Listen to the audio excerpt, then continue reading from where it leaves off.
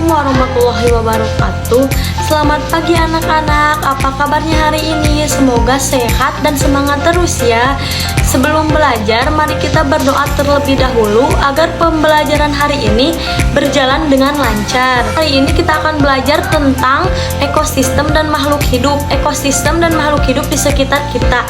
Setelah belajar hari ini, kalian diharapkan menyebutkan contoh makhluk hidup di sekitar kita, menjelaskan apa itu ekosistem dengan bahasa sendiri, menjaga lingkungan agar makhluk hidup bisa hidup dengan baik.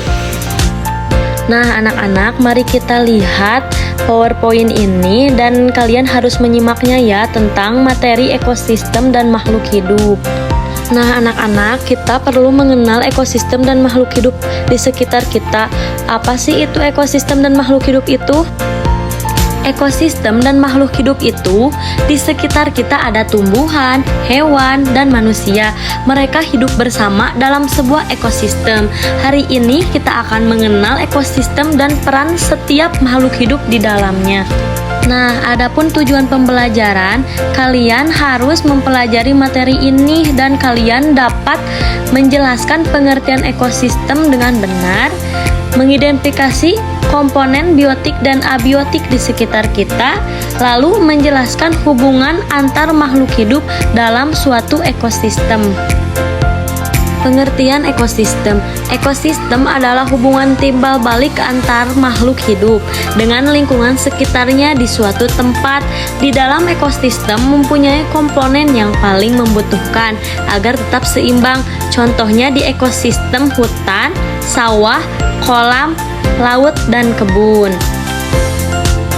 Komponen dibagi menjadi dua. Yang pertama ada komponen biotik dan abiotik. Komponen biotik adalah semua makhluk hidup dalam suatu ekosistem. Contohnya seperti yang digambar ada manusia, hewan, tumbuhan, dan mikroorganisme. Peran komponen biotik dalam ekosistem terdiri dari produsen, konsumen, dan pengurai. Produsen adalah tanaman yang menghasilkan makanan melalui fotosintesis, contohnya tumbuhan hijau. Lalu ada yang gambar kedua, konsumen, ada manusia dan hewan.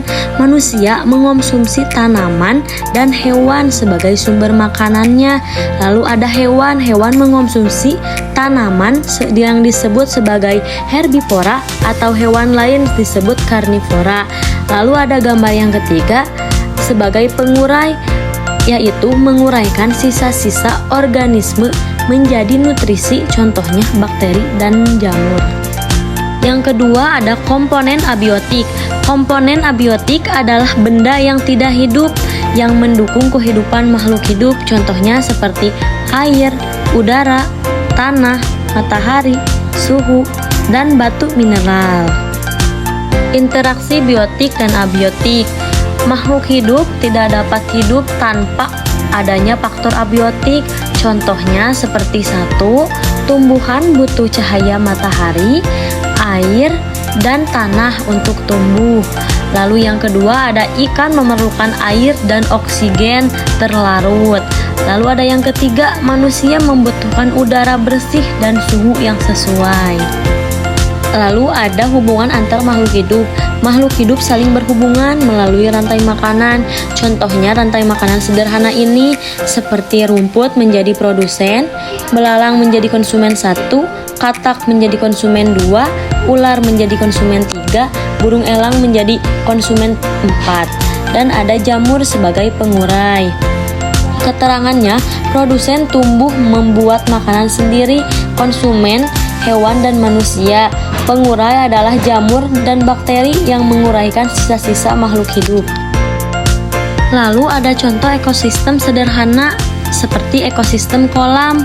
Makhluk hidup seperti ikan, katak, dan tumbuhan. Lalu ada benda yang tidak hidupnya seperti air, cahaya matahari, dan batu.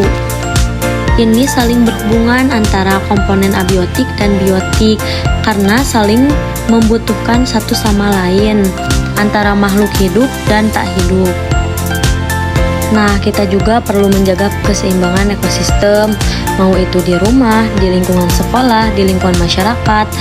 Kita bisa menjaganya dengan cara satu, gunakan air dan listrik secara hemat. Jangan berlebihan apalagi sampai menghambur-hamburkan air atau membuangnya. Kedua, tanam pohon dan jaga kelestarian lingkungan. Dan ketiga, ada kurangi penggunaan plastik. Yang keempat, dukung pelestarian ekosistem di sekitar seperti menjaga lingkungan, kerja bakti, dan lain-lain.